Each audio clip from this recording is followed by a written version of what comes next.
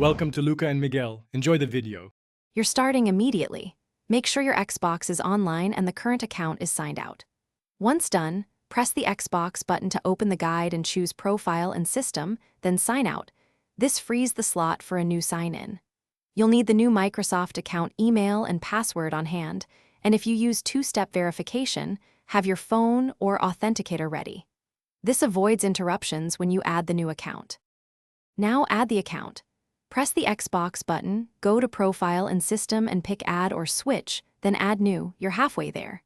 Enter the Microsoft account email and password. When prompted, complete two-step verification so Xbox trusts the device. Next, set sign-in preferences, auto sign-in or require controller, and adjust privacy and online safety choices so the profile behaves as you expect. Make sure saved games and cloud sync are enabled so progress follows the account. Finish by signing into the new profile and launching a game to confirm cloud save sync and controllers pair correctly. If you want, remove the old account. Go to Settings, Account, Remove Accounts, select the profile, and confirm.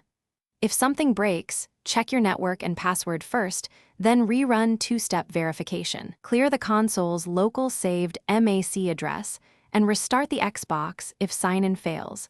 This fixes many persistent connection or account recognition issues. Thanks for watching and please subscribe. It's the best investment you'll ever make.